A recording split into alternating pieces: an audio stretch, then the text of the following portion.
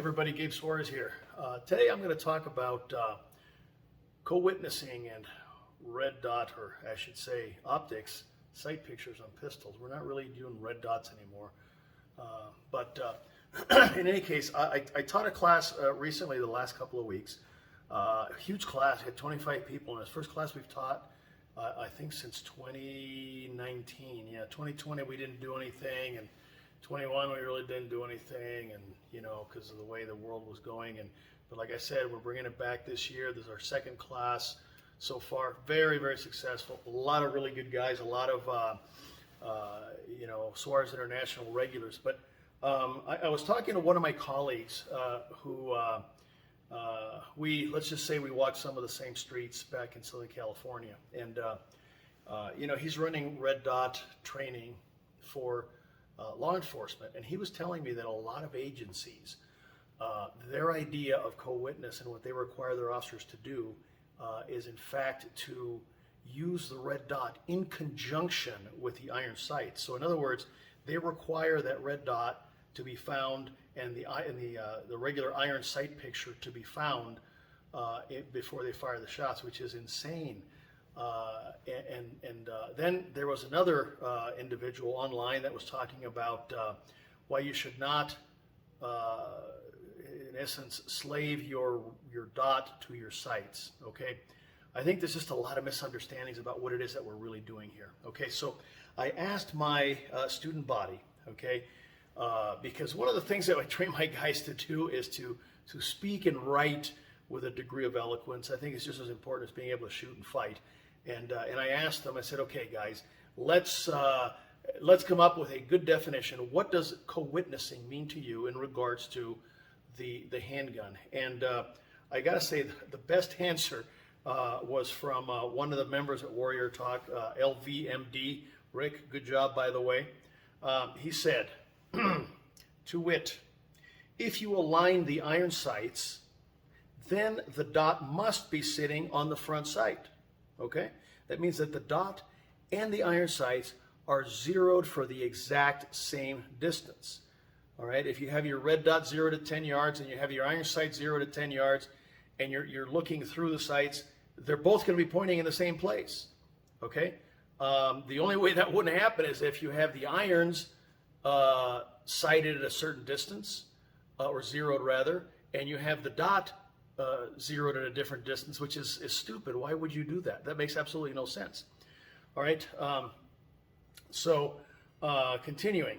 All right, but being parallax free, you do not need to co-witness in order to use the dot. Dot on target anywhere in the glass, irons nowhere in sight, and you will still make the hit.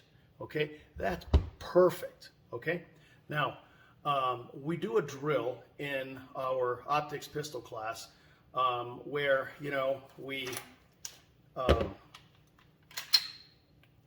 take the pistol, okay, and I have the students point in, all right, and then I have them move their head off of position, all right. So what they end up with is the dot in the upper right-hand corner, okay, the dot in the upper left-hand corner, the dot in the lower left-hand corner, the dot in the lower right-hand corner.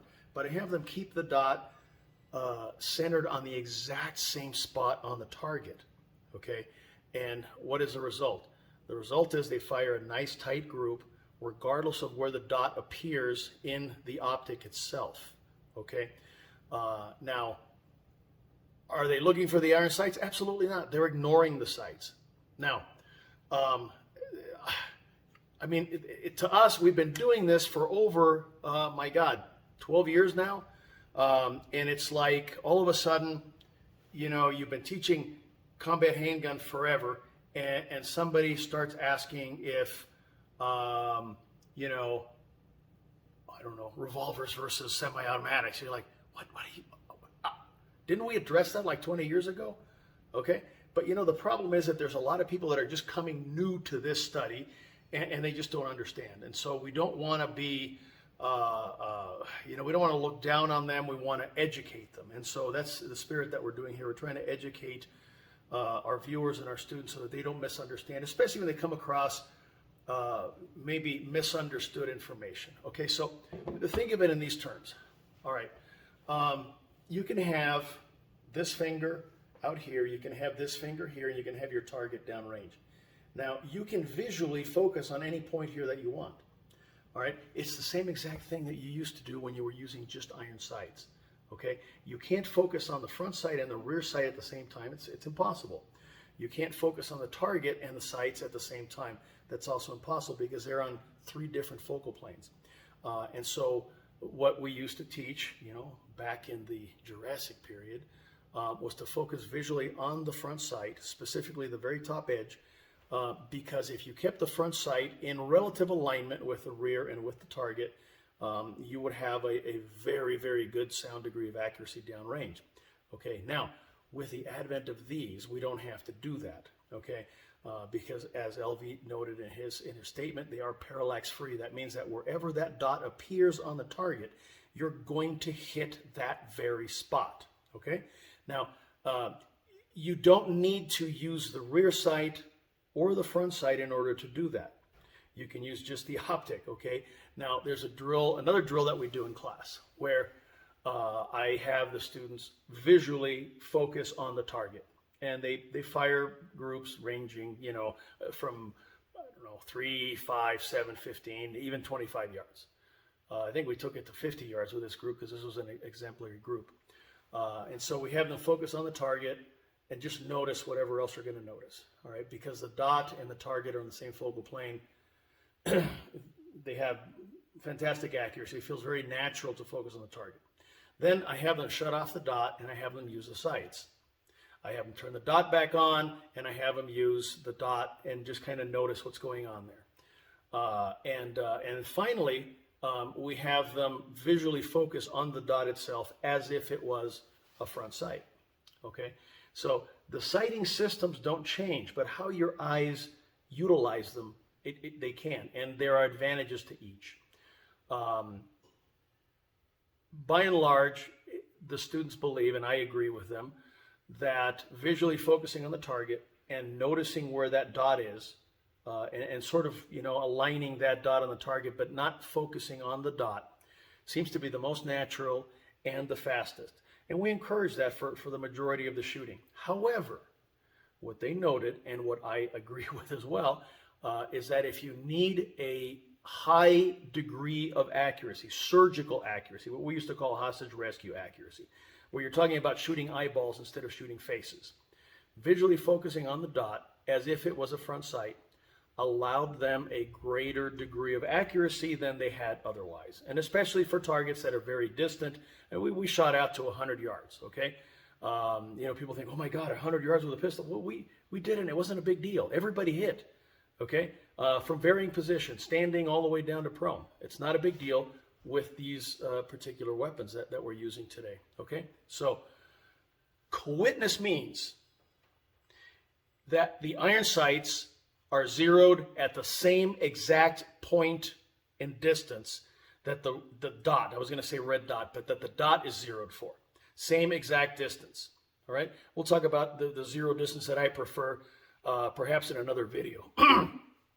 It does not mean that you use your eyes to pick up the sights in conjunction with the dot as you're going to fire. That is a misnomer and it's a mistake. The sights do appear to be on the same spot as the dot because of the mechanical co-witness. The visual use of these, you ignore the irons unless you need them, and you use the dot as necessary, either focusing on the target or focusing on the dot. Now, why are these sights important? Okay, number one, you have a beginning shooter that's been using iron sights all their lives. They've never used the dot before. Well, I don't want them up here trying to figure out where the dot is. I tell them, find the irons, you find the dot. And invariably, within about maybe 20 draw strokes, they have it, and then we don't have to address it anymore. It's no big deal. The second one, you have a visual immediate action drill. This is like an eyeball tap rack, okay? Your pistol, you press it, it doesn't fire. What do? Automatically, you do a tap rack, okay? You don't even have to think about it. So we do a visual tap rack. That means that if at any time you lose your dot, you don't stand around going, who took my dot? No, automatically you go for the iron sights and you will find that dot again. And if the dot isn't there, it doesn't matter. You'll use the iron sights. Okay, so number one is a training tool for beginners. Number two is an immediate action in the event that you lose sight of the dot. And it happens, guys. You know, you could be standing here on the range all day, firing groups from your perfect shooting stance and everything else. You'll never lose that dot. The stuff that we do, running and gunning, sprinting off the X, shooting from very strange positions, roll over prone, all these kind of different things.